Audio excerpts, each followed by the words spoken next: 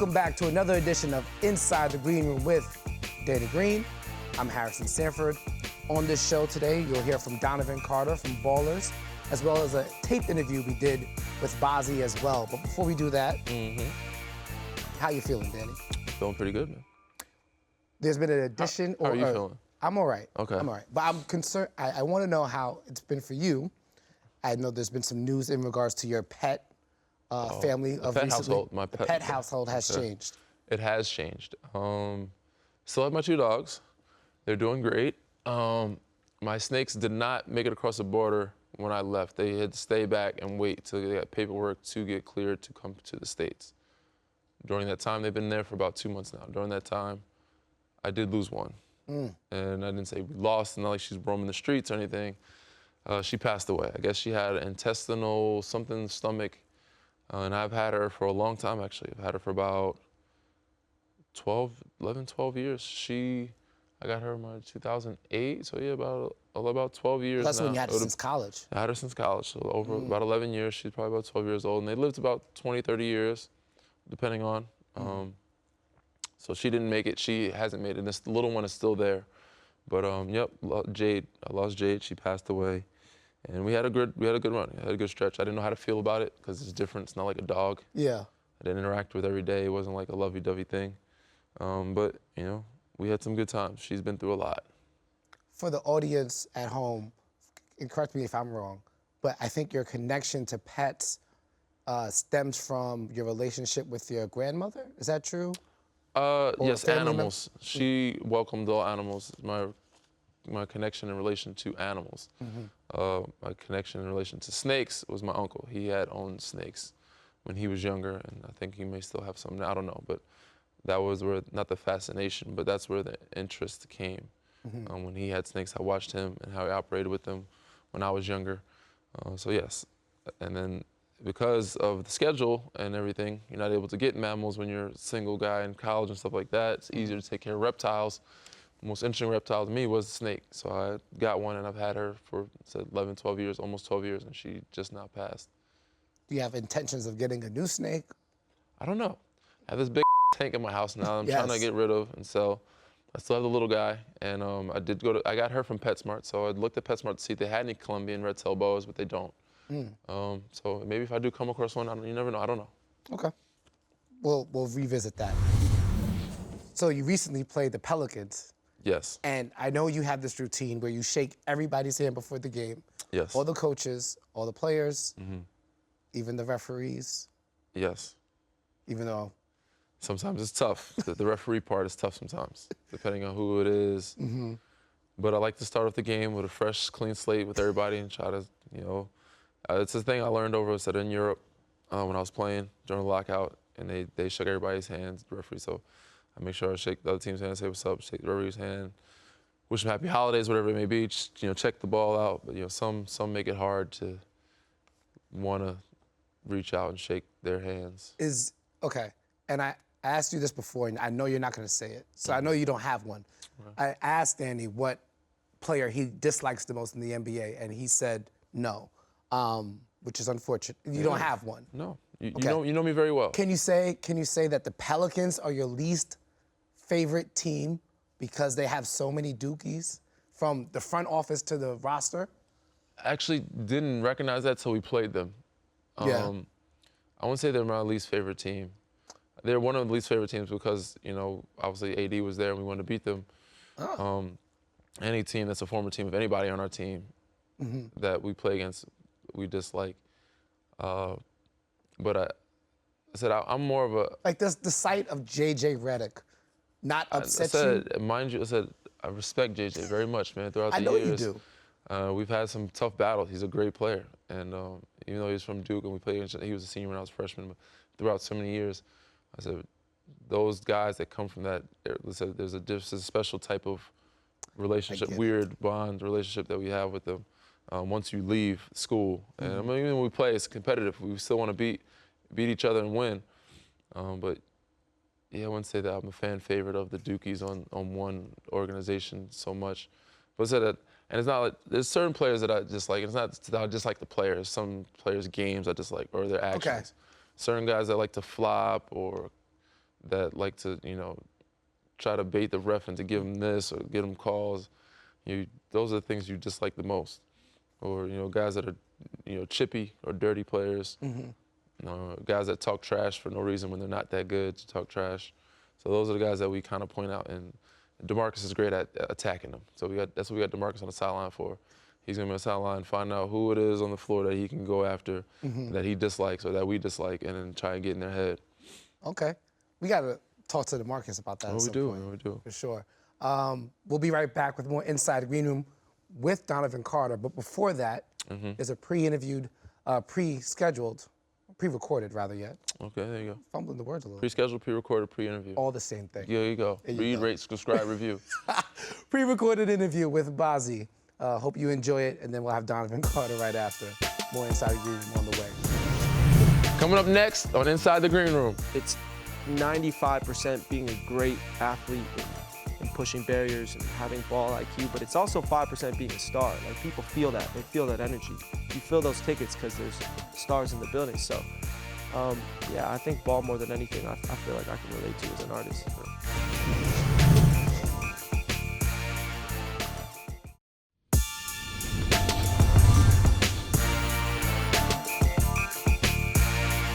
Hello, welcome back to Inside the Green Room with Danny Green, two-time champion. And we have a special guest on the show today. Bazzi rolled up here. 5-time champion. Yeah, Yes, sir. 5 times. And you rolled up in better style than Danny usually does. Of course, rolls you're up. an artist, that. man. You know what I'm saying? I had to come fresh for Danny. Artists are I got you. stylish, bro. Athletes what are I'm just very simple. The styles and the height. I walked up, I was like, yo, it's good. Yeah. So he rolled up in, you know what Danny drives, right? What do you drive? Chevy Equinox. Really? As of right now, yes. That's crazy fresh. And it's green, so yeah. Wow. It The is. Equinox, It's put great miles to the gallon, huh? exactly why I got it. And the traffic here, come on, bro. You know what I'm saying? It's comfy. It's a comfy ride. It's SUV, it's got space. Word. It's efficient, fuel efficient. Respect. Okay. Respect. Let's trade. For sure. When You gonna wrap that thing? You got a anytime- V12 in there, huh? Anytime you want, man. We got some juice in there. No, I saw the deal. You don't need to trade with me. It's all good. You straight. Did you have any questions? You wanted to go first? It's your show? Sure, it's my show. So Start me off. There you go. Let's go. At what age did you start doing music? Man, I think I always had an act for it. I think some things are just kind of born in people. You just fall in love with things at a young age, and you have this drive for it. I think at like 3 and 2, I was grabbing like a hair comb, dancing to Ricky Martin. So since you can remember, basically. Since I can remember anything. And your parents were cool with it? They were? Yeah, man. So my dad actually, he got me my first guitar when I was 6. It's an Arabic guitar. He got it from Lebanon. It's called an oud. And I played that thing every day. And it's crazy. I always talk about this. It's like, for you, it's ball. For me, it's music. When you're a kid, you plant the seed. You have this aspiration. I really always believe when you're young, you pretty much know what you should do. And then your parents, it's funny you say that, are the ones that can crush it and hinder the sunlight from letting that plant ever grow. Did they ever, like, when did they notice you were starting to take it serious? And did they ever try to stop you to try to do something else? Like, hey, maybe you should be a doctor? Or... Honestly, like, it's pretty interesting. Growing up, my parents weren't around too much, just like any family growing up. Like, money's tough, people have to work.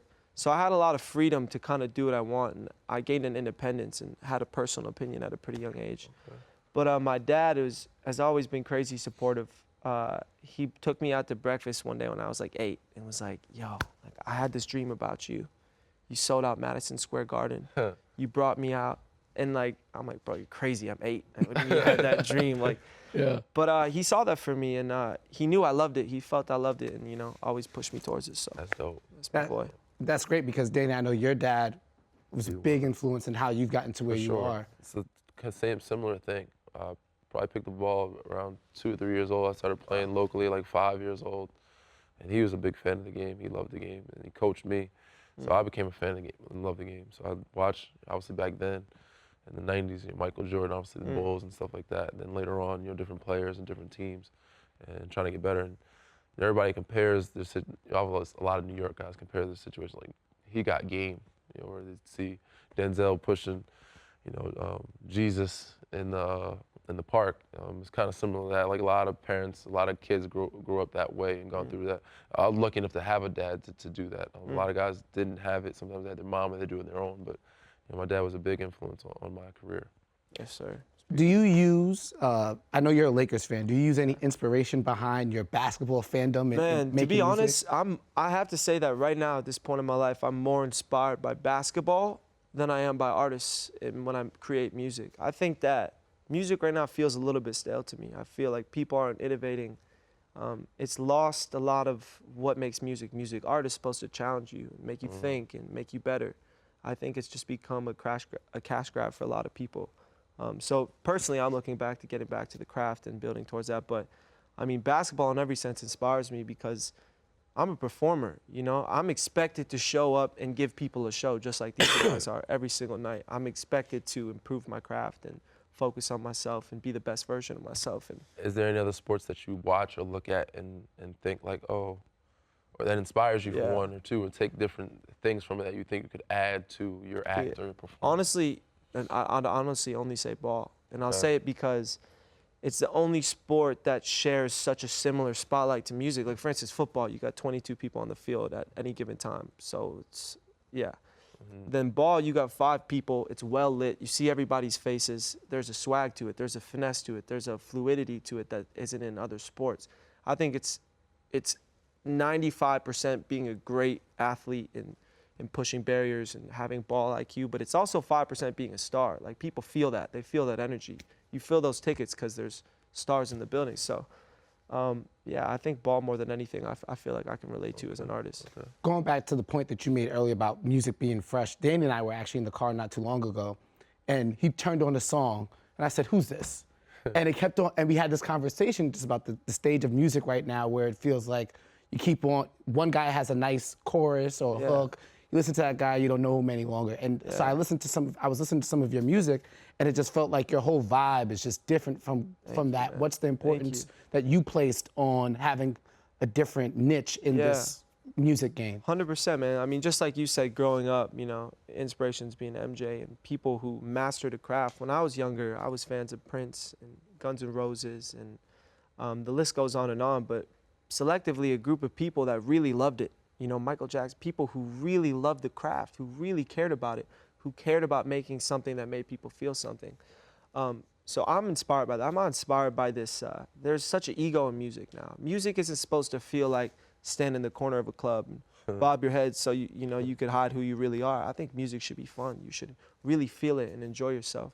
And I feel like we lost that. So some people are doing it, but I want to try and bring back some of that flavor to music for sure. Sir. Get some expressiveness out there, right? There you go. Feel free to dance free. So, one of your most popular songs, Mine. Tell us the process behind creating, making that in the studio. Did you know right away when you made it what it was going to be, or did you see a vision for it? Yeah. Take us through that.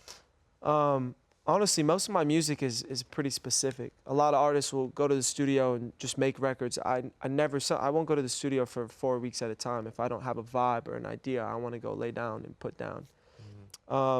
So with most of my music, I feel pretty special about it initially, because when that inspiration hits, it's random. It's like I feel like I'm almost a vessel pulling from some other place. And when it hits, I get excited. And that was mine. I was with some friends 2 summers ago, and the melody just hit my head.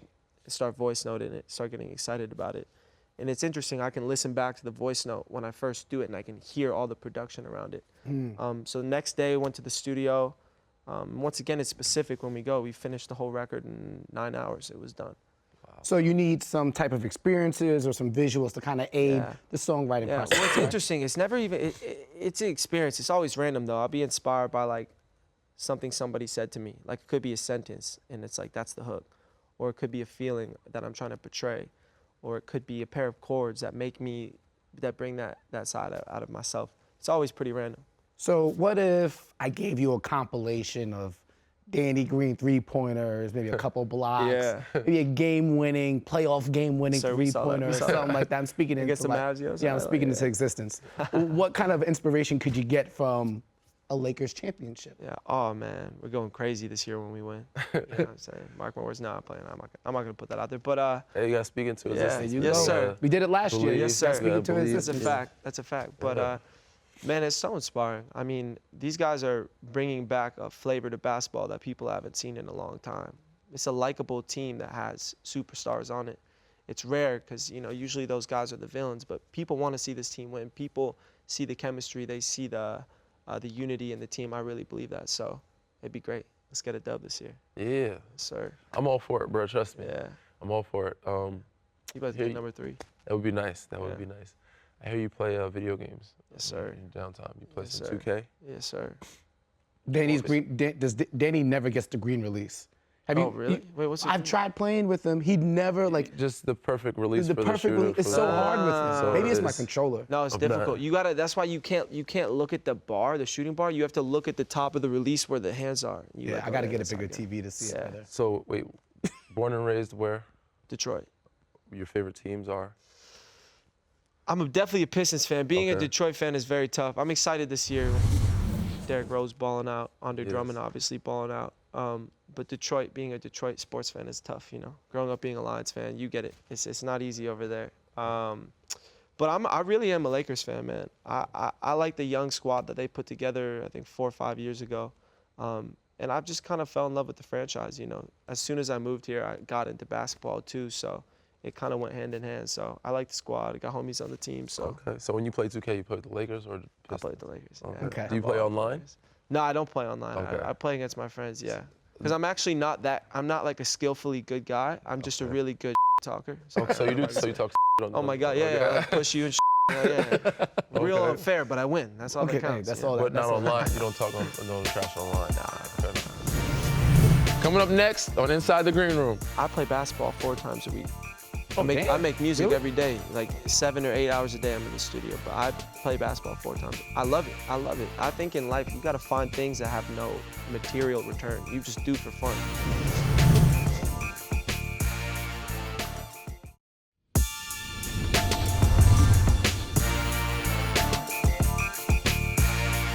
So Danny gets to play with LeBron James every game. You know, one of the best in the sport. He's one of the best athletes in the history of any sport in general.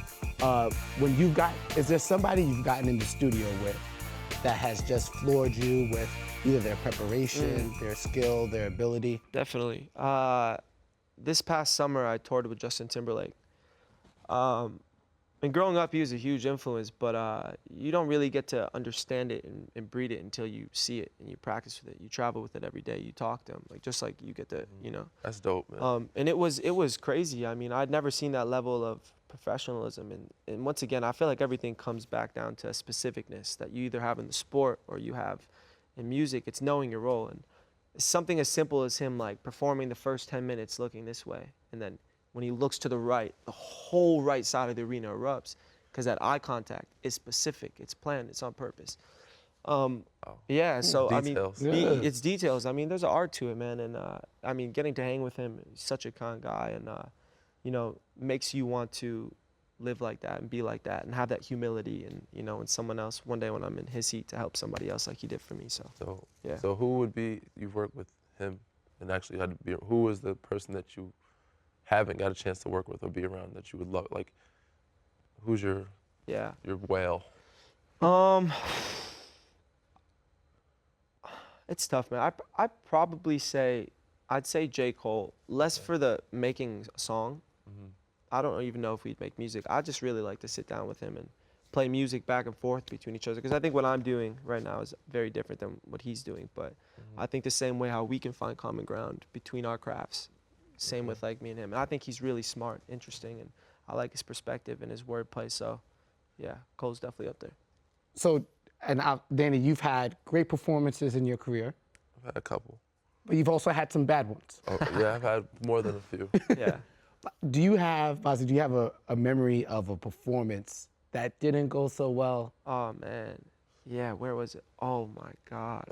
Oh my God. This was so terrible. We bigged you up This during is the one of your beginning of first, the show. this is like one of your first kinda- performances or like? No, my first performance were a little bit easier. I did this show maybe like 8 months ago, 6 months ago. Jay-Z had this prison reform charity concert in Brooklyn, his home, you know, Okay. and hand selected all these artists, like a beautiful lineup. but it was real quick. Everyone was doing like 5-minute sets, so they throw me out there, and like my ears weren't working, so I can't hear the click, and I also can't hear my singing, because when you're in arena, you have to wear in-ears because the echo is too bad and throw you off time. So I got nothing in my ears, so I'm singing off key. People in the, like, I come out, people are hype, and then I start, because I'm not rapping, I'm singing. It's not like I could just like jump around, like I gotta vocally perform. So people come out, they're hype, and then I start going, I was like looking at, it was the most awkward 5 minutes of my life. Yeah, I walked off stage upset, but we made you got out, through it. so. But you didn't get booed off stage like Didn't Drake get booed. Crazy.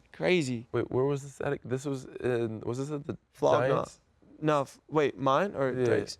This was at the Nets Stadium in Brooklyn. Barclays. Okay, Barclays, yeah. Okay. Arena, sorry. So it wasn't at the football. Yeah. Did you open up for Jay at when he did no, that? I did. I came out with DJ Khaled at their Brooklyn show with Beyonce and Jay on tour. Yeah. I think I was at that one. Yeah. I think I was at that one. Yes, sir. So before we That's when everybody was like, who the f is that? I'm like, I don't know. And he killed it. They're like, oh, that's him. You know, I couldn't put a face to the name. They're like, yeah, bounce back. So I don't know if you know, but Danny from time to time likes to sing. He's very into music. I like music. I mean, I feel like it goes hand in hand, the culture, yes. Yeah, hell yeah. So whenever you can get Danny in the studio, if you want to give him a guest feature. Let's go. I'm not a singer. I'm not a rapper. Anybody could do it. But I know one thing that I recently just got in the studio with Boy Wonder. And he showed me how he was making some beats. It was pretty dope. Oh, so you can start making beats? I think that's something that I could get into doing, is to making some beats. Man, I think that you gotta, like, for me, I play basketball 4 times a week. I make music every day, like 7 or 8 hours a day I'm in the studio, but I play basketball 4 times. I love it. I think in life, you gotta find things that have no material return. You just do for fun. Otherwise, it's like everything feels so outside of yourself. So. He's more in shape. He's more than you, man. You were considered my a basketball player. crazy. My jumper's insane. I'm retired. Achilles popped and it's over for him. So, if you could go back and do it all over again, what would you do differently? I don't think anything. I think life is very, very random, and there wasn't any, like, along the road. I mean, obviously mistakes help you become who you are, but there's anything that you probably could have handled differently or done differently where you think you got here faster, better, or more efficiently? No, I really don't think so, because I think character is such a big part of being an artist, and being able to speak to people and connect with people and relate with people.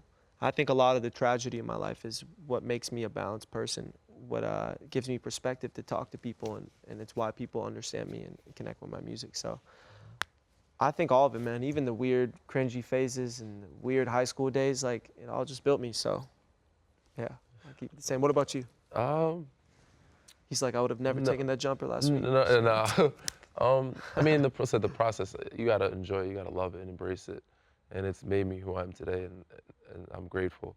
Obviously, I wouldn't have liked a tougher road. I probably could have made certain things easier for myself, but I wouldn't change it at all. There's something that I regret. Bill's character. Yeah, for sure. 100%. Sure. Bazzi, anything you want to tell our listeners or viewers about before we take off? Anything coming up? Any upcoming projects? Honestly, I'm actually kind of in hiding right now. But you came out for us. Yeah, I came out for you, man. I got a lot of respect for you, so I pulled up on you. But yeah, man, we're in hiding. We're building something really special right now, and not taking shows, and I'm just staying low key because, once again, talking about the music that feels so fast and quickly consumed, I'm trying to make something of very, very high product and exquisite taste. So it takes time, and I'm crafting something really special. So you guys will hear about it soon for sure. Ah, man, I can't wait. Sure.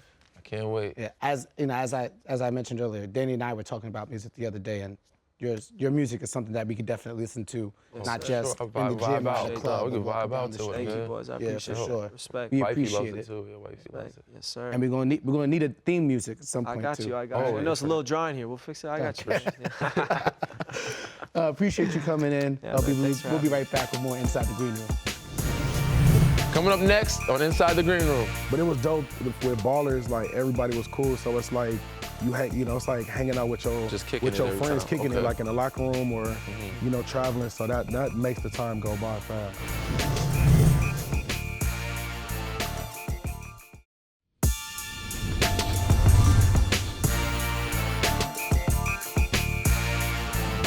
to more Inside the Green Room with Danny Green. Hope you enjoyed our interview with Bazzi, but now you guys know him. If you don't, you should. You should have watched Ballers. Donovan Carter joins us on the set, otherwise known as Vernon Littlefield. Sir, yes, sir. Thank you for coming on the show. Oh, appreciate y'all, man. Yeah, appreciate you coming out, man, for real. A lot of love. And before you leave, we'll ask you to give Danny some acting lessons. I don't know if you've seen one of his recent commercials. He got it. He good. Come on, man. My commercials is decent. Being natural. No, we keep it real here. I could use some lessons, but I'm solid. I'm solid. I might need to get into that field one day at some point. You should, man. It's a blessing. Yeah, enjoying it? Yeah, I love it, man. It don't feel like work, you know? Okay. Like, I think that's what I used to play football, so I think that was my biggest thing. Like, finding my next thing was something that I enjoy to do, where I wake up, and if I get paid or I don't, I still have the same passion. I feel like it's a lot of hours, though. Like, it's a lot of sitting, waiting. It is, but... And a lot of retakes. A lot, man, a lot. Because I think I'm used to, like, you know, you get in, you get out for most stuff. But yeah, it's a lot. You know, a lot of just sitting, waiting, being patient. But it was dope with Ballers. Like, everybody was cool. So it's like it's like hanging out with your friends, kicking it like in the locker room or you know, traveling. So that makes the time go by fast. I think that probably makes it easier fun when you're able to still be on a set or something similar to athletic. You're still kind of in a locker room kind of sort of thing. Exactly. You're sharing that space. Exactly. I watch a lot of movies. I'm a big movie buff myself, and TV series. I have watched Ballers. I have not fully caught up yet. I still have to catch up on the newest seasons. Appreciate it. Seasons. Thank you, man. It is dope. I enjoy it. It's a lot of fun to watch. It's entertaining. So being a big movie watcher, I find myself critiquing and analyzing more than anything. As an actor now, how do you watch? How do you consider, like, do you see movies differently now? How do you watch movies? A little bit, like, I think I still watch it to enjoy it. But I think now I just pay attention more to, like, the shots and the camera angles. So you notice, like, the lighting, you notice the sounds. Yeah, I think I pay attention, to that stuff. And, you know, certain angles, I'm like, wow, like, that's like a different point of view than, you know, than what you normally go through. Because I feel like a lot of times when I watch TV, I watch movies, I just get locked in and I forget, you know, it's not real, but it just seems like I'm in it. And then sometimes, like, when I see like a different angle or something, it kind of like, I'm like, man, that's cool. Like, I don't know, you know, if that's I think it's either the director. That's all, you know, I'm still learning. So is that something you feel yourself want to get into as well, like the behind the camera work type stuff? I definitely want to get more behind the scenes because I just like the fact that I feel like acting, you just an actor, like nobody kind of listens to anything. If you got to say so on a certain thing or idea, I don't, you know, they'll listen to you. But when you're directing, you're actually telling. Yeah, and you just in the loop. You're just a piece as an actor. When you're directing, like you're moving the piece. Yeah, you part of it, yeah. Okay. And I think, you know, you got a little say so, and I think I like that. I don't know if it's necessarily directing, maybe more producing, but you know, we all have ideas, and I would just like to have an idea and actually be heard rather than, you know, people just be like, telling you what to do. Yeah, exactly. Okay, so I'm sorry, am I taking No, over? this is all you, so I'm interested, man. This is a field that I'm interested in. I like movies, man. It's something I might want to do when it's all said and done. I might want to get into some type of role. So do you still, when you watch a movie, obviously you look at it differently. Are you still learning? Are you still watching to learn from other people, other actors? Are you still taking classes and stuff like that? Yeah. I just left class right now. Okay. Like, I left class to come over here because I mean it's something that you constantly learn. I didn't go to like performing arts school. I didn't study this my whole life. I've been doing this for now 5 going on 6 years. So I think it's always something that you can learn and pick up on things. But it's really just being yourself in any situation and just bringing yourself to the role and just making it like you and unique. And there's something always unique about us. And just bringing that to every role and bring your point of view. And I think, Danny, you've had similar experiences in life to Donovan where the timing was right. So for you, from my understanding, you played football at UCLA. Yeah. See the Bruin gear. Man, go Bruins, man. Force up, man. And then so you had an opportunity with the Raiders. Yes. Got cut. Yeah. And so I remember, Danny, you got cut from the Cavs and the Spurs. And he was on the couch at the crib, chilling, not knowing what's next. So going back to that point, did you want to ask this question? Or? I'm pretty sure I was in the middle of a question. Go ahead, do your thing. Well, you just interrupted. Sorry, go ahead. Sorry. We do that here sometimes. It's all good, man. Communication. Yeah, right? But, you know, for you, and Danny, it's interesting how you're able to take maybe one of the lowest points in your career and turn into a win. Obviously, you getting to NBA titles, and for you, being on this premier show that everybody in our age group, and I'm sure in a lot of different age groups watches, can you take us back to that moment in time where you weren't sure what's next after getting cut by the Raiders? Yeah, man. I mean, yeah, it sucked, man. It was a difficult time, but I'm glad that I went through it because it just made me so grateful of today. Because I spent football. I started playing football when I was 10. I did that my whole life, and then once I got a shot to the Raiders, once I got cut, it just all that was taken away. It's kind of like the love of your life, breaking up with you, or you propose and she says no, and it just crushes you because you like, this all I know. So I mean, it took a minute for me to get off the couch and like figure it out, and then it was just it was a haze. It was a task a little bit because I was trying to really get a job, but being an ex-student athlete, I didn't have a resume, I didn't have any work experience, I didn't have any relationships, so it was just kind of tough to just find a job without that stuff. So I ultimately went back to my school at UCLA and just had to ask for help. And I think a lot of that is just throwing your pride aside. We all need help out here, but it's just tough. Some people just are afraid to ask for help and kind of put themselves out there. So I asked them, and then I didn't even say acting. I just was like, I'm just looking for anything because I'm in California, gas is high, taxes, bills. I'm like, and I'm learning all this stuff too, being in the real world. So they gave me opportunity to audition for the show. They just got an email about Ballers, and I just was on my phone one day, just got an email that popped up from my school, and just kind of just went for it. And I think that's the other thing is just taking risks. Even if you don't have the most experience, so if it doesn't work out, I think you just got to just take that leap of faith because I just couldn't imagine, because I would have watched Ballers myself, and I couldn't even imagine watching the show and knowing I could have had opportunity to audition for the show, and I said no because of fear. That's dope, man. That's dope. You're still a young guy. How old do you now? I just turned 30, man. Okay. 30 this year. Yeah. Happy youngest belated. man on the set. So, yeah. Yeah, that's what's up, man. Still young. So I know it's hard to put down the love of your life like cold turkey. Right. Put down the ball and stop running. So were there times where you still were like trying to jump back in to the football or other leagues, there's the XFL out there? I mean, it was different because I got done in 2012, so it was like Canada, it was NFL. So there wasn't that many. So it wasn't too many opportunities. I mean, there was the Arena League, but I think just sitting down and breaking down like how much you actually get paid and how much work goes into it, and just with the sacrifice of your body and all that stuff. Comparing and contrasting to your craft now, it's a little. Yeah. But you still love the game. Yeah, I still love the game, man. And I had a lot of my friends, they got drafted, they was playing, and just seeing them go, get on their teams and make the teams. I was happy for them. I had a little itch, but I just was ready to move on. I don't know. It just was like, because I always said I was going to give him the first year out, and if it didn't work, I just was going to figure it out, even though I didn't know what I wanted to do. But so cold turkey. Yeah, and then it's tough. Yeah, it was tough, man. And then even with that, I wanted to keep playing, but just training, you got to eat right, you got to work out, and I didn't have any money to do any of that, so I had to just make a choice, get a job.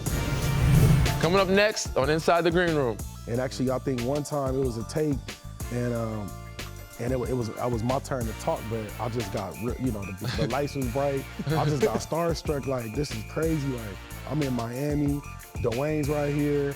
And I actually had to like go to the side because I just couldn't, nothing came to my mind. But he just talked to me, he's like, man, like, look, we believe in you, like, you're here for a reason. So just, do what you gotta do.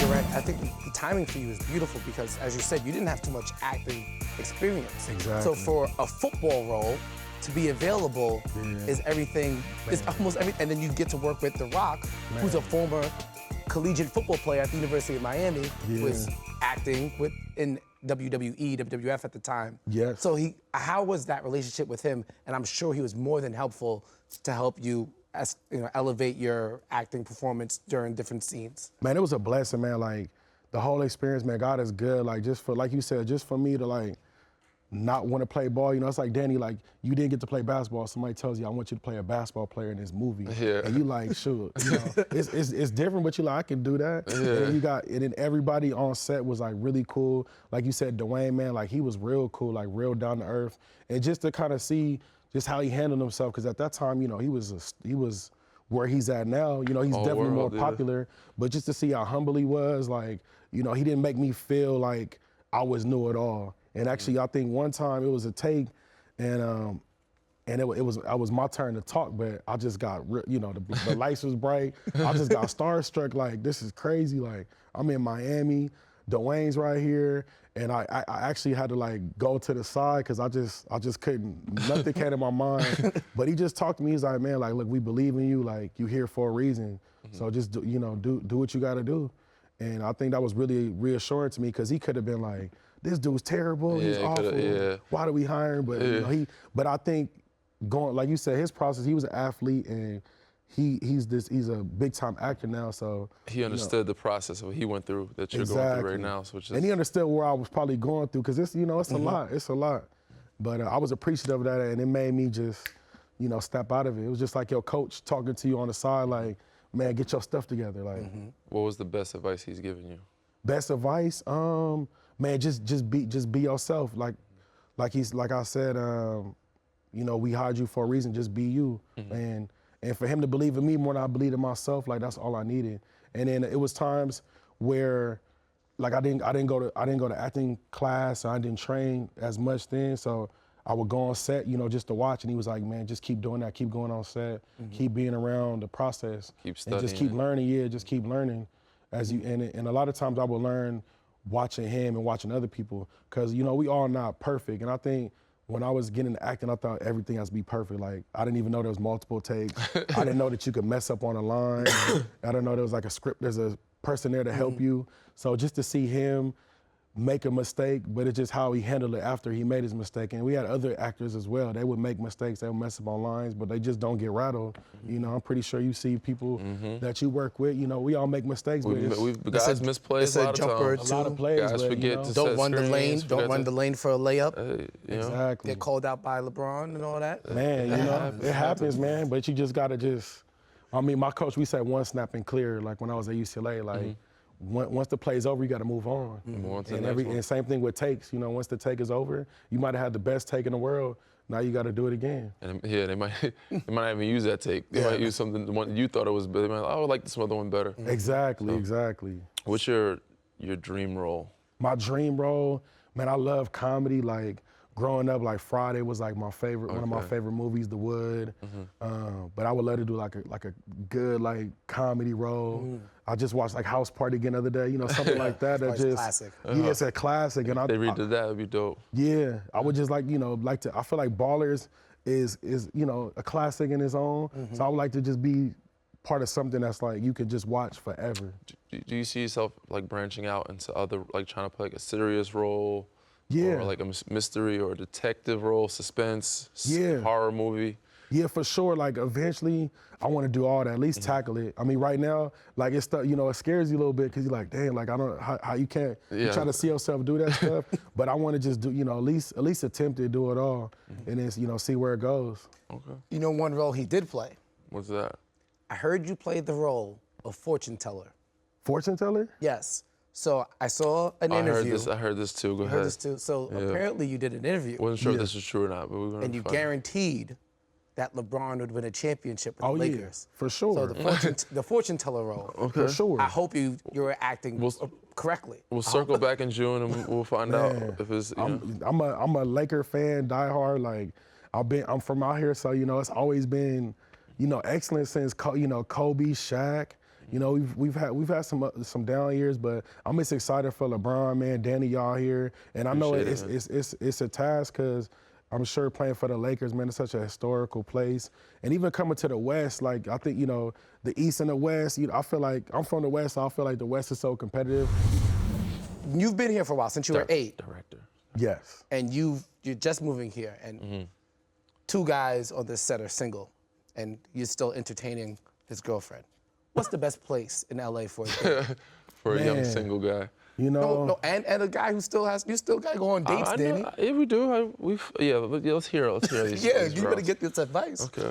I mean, it just depends on the situation. I like going places that's not like so out in the open. You know, some people like going to the, you know, the Catches and the Towels and Mr. Nice Guy and Delilah's. Those are all great places, but I like, you know, going like low key places. Like I go to Soul House all the time, so that's kind of, you know, it's in the cut.